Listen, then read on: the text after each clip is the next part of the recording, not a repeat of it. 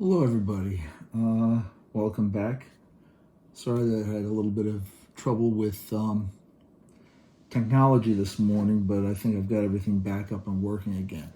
Anyway, I want to talk to you about phase and angle denotation in a transverse wave. And let's first start out with angles because that's pretty easy. Basically, I'm looking at a transverse wave right here. And I put 2 points here. Let's call this point A, and I'm going to call this point, I'm going to give it a E. We know that that length, since it's one complete cycle, is one wavelength. Now, we also consider a wavelength and can describe it in terms of degrees. One wavelength is considered to be 360 degrees, which means if I go from A to, let's say, C over here, that is going to be 1/2 of a wavelength. We can always describe that in terms of degrees. The number of degrees between those 2 points would be half of one wavelength, or half of 360 degrees, or 180 degrees. What about if I was to go from A to B?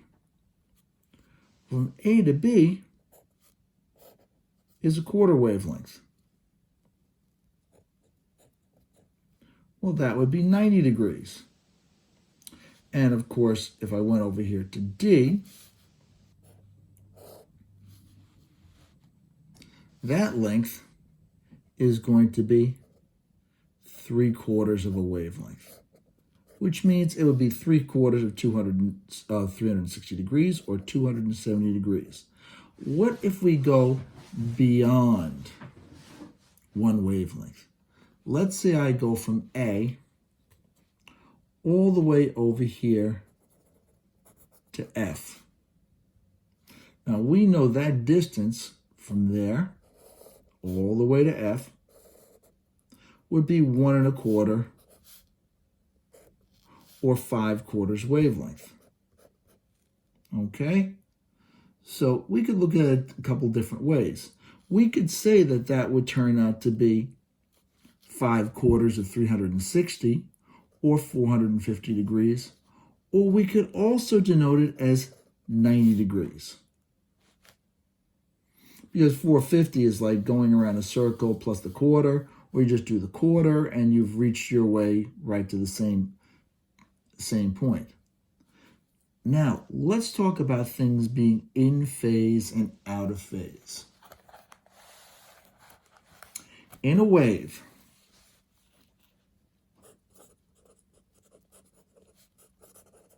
points that have the same velocity and displacement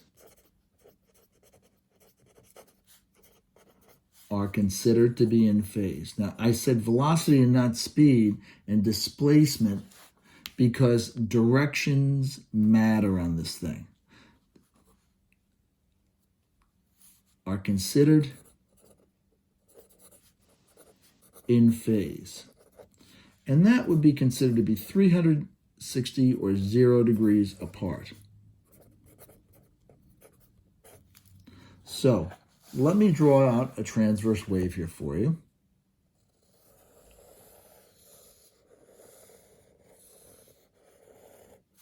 I'm going to draw where its equilibrium or rest position is right there. Now, let's pick point A, and let's call point A right here. Points that are in phase with A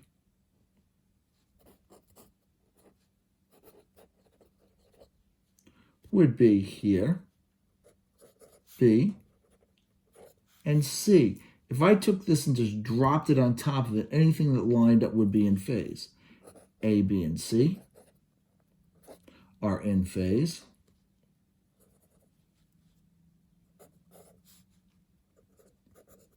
D and E would be in phase. They're exactly one wavelength apart. F and G would be in phase.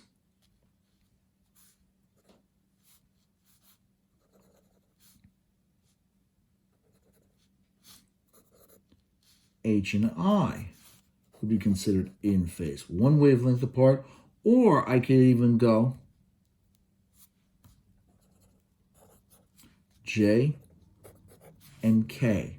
Now those are, that's two wavelengths apart, but still it could be exactly 1, 2, 3, 4, an integer number of wavelengths apart. So, can be 1, 2 wavelengths, 3 wavelengths, dot, dot, dot, apart. These are the points to be in phase.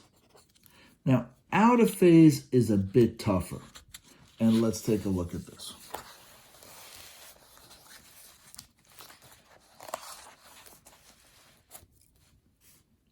Points out of phase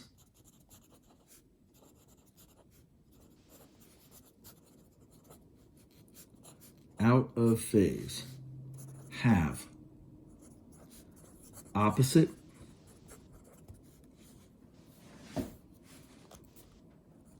velocities and displacements.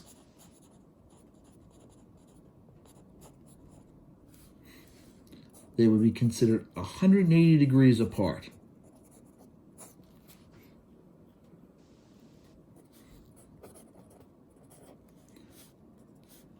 They are 1/2 wavelength, 3/2 wavelengths, 5/2 wavelengths, dot, dot, dot, apart. So let's take a look at a wave. I'll draw a nice one right here.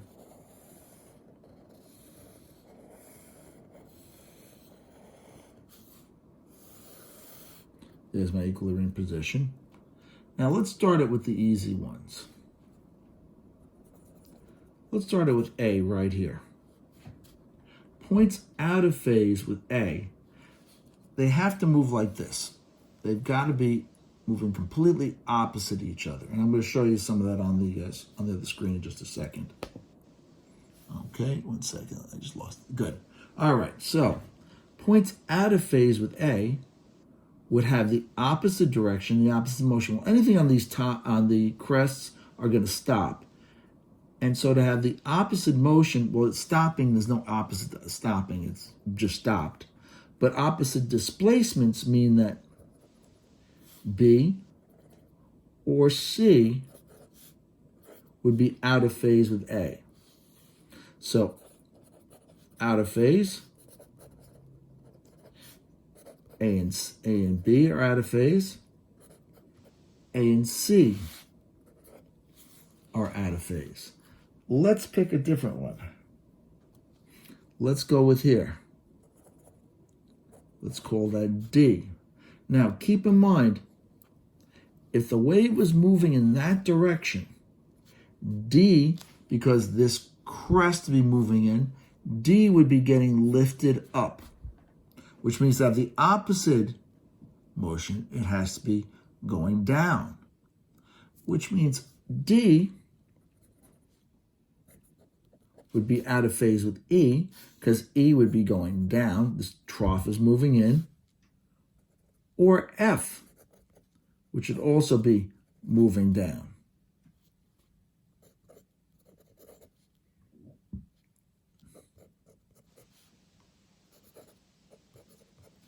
D and F are also out of phase. Now let's go for the hard stuff. Let's go right over here. F, okay, so we're up to G. What would be out of phase with G? Well, it has to be exactly 1/2 wavelength, or 1.5 wavelengths, or 2.5 wavelengths apart. It has to have the opposite motion, and it has to be has the opposite velocity and have the opposite displacement, which means it's got to be clearly below the line. This is up here, so it has to be down here. And it's got to have the opposite motion. Well, let's take a look. I've got this crest coming in. G is moving up. That point right there is moving up. No good. This point is moving down. That'll be H. G and H are out of phase. Now, let's go to something in phase with H right there. H and I are going to move like this together. But G is going to be the opposite of it. Just like that. So that means that G and I are also out of phase. Now, one way to do this is a little trick. Is if you want to find out of phase, you know it's got to be on the bottom. Mentally take the bottom and flip it over like that. I'm going to draw it like a dotted line. And there would be I. And that's really there's I, okay? If I could pick that up and drop that right on top of here, anything that would line up after flipping it over is going to be in phase. Take that, drag it over here. It's going to be in phase with it. So, let's try another one. Let's actually take, let's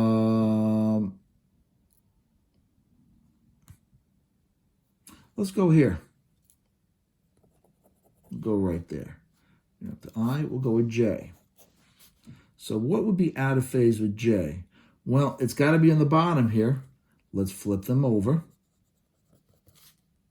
Like that one's already done. J, right there would be out of phase with J. So I'm going to put it right there. That's going to be K. J and K are out of phase. And let me come over here. J and L are out of phase. Now we can deal with in phase and out of phase when it comes to interference. Let me move this up so you can see the computer. And there we are. It's a little bit ornery here, but we'll get it to work. There we go. As good as I can get it. Another try just to get it up a little higher. Okay, we're pretty good now. So, I'm too close. Thing's coming off. I apologize. Not working with the ultimate equipment here, but we'll make it work. I'll just hold on to it. So, let me restart this thing. And let's get 2 pulses going. Here's 1 pulse. And here's the second pulse.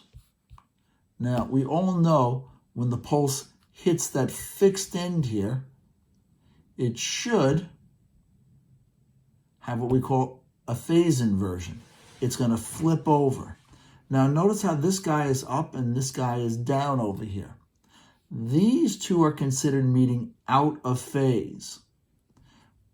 They're 180 degrees apart, and when they meet, you will get destructive interference. They're going to cancel out. And of course, as usual, they pass right through each other. Have that inversion over here, the inversion, and destructive interference. They're meeting out of phase. Now, let's restart that, and let's put a loose end on the other side. Now I'm going to send down 1 pulse, and send down a second pulse. It'll reflect, but it's a free end. It comes back on the same side. Now these 2 waves are coming together. Look at the wavelength for each of these. They're each a half a wavelength. And look at the amplitude. These are meeting in phase. Notice the wavelength is the same, but the amplitudes add up. It's actually twice the height of what either one of those pulses were before. Allow it to keep on going. and the waves continue on their merry way. Now you have them meeting out of phase. They cancel. You've got your reflection here, which doesn't give you a phase inversion. Now you met in phase. And we can just see the whole thing going on and on and on and on, where you have destructive interference. And then, of course, we've got constructive interference and destructive interference, and so on and so forth. So let's get this down the notes. All right. And there we go. All right, so we'll just do the best we can with this.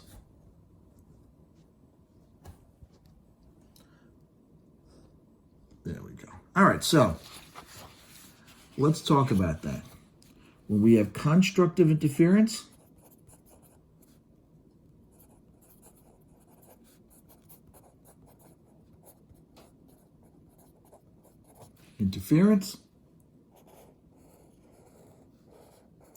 these two pulses, A and B, are considered to be in phase, 0 degrees apart. When they meet, don't forget, we do not get a wider wave. It's just taller. The amplitudes add up. I get A plus B. And of course, as we know, they just continue onward. They pass right through each other. Afterwards, here's B, here's A. Sorry, they shouldn't change size or anything. They look just like this, just in the opposite direction. These are 0 degrees apart. They're meeting in phase, and you're going to get constructive interference. On the other hand,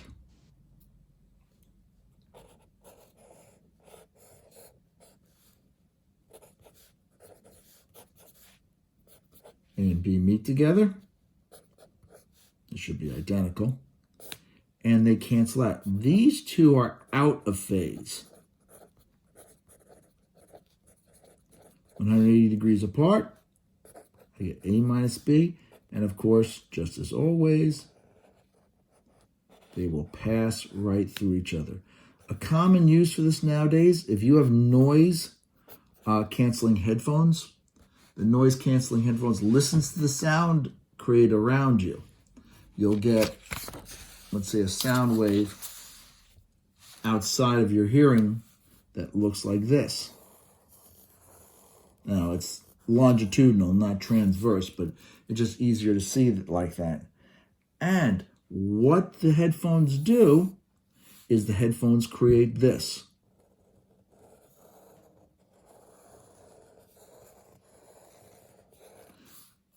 An out-of-phase wave that cancels out the sound from outside so that you don't hear that sound, or at least the amplitude's taken way down.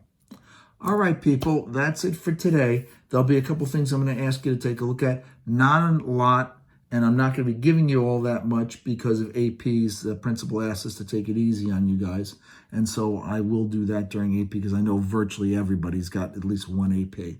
All right, you take care. Bye-bye now.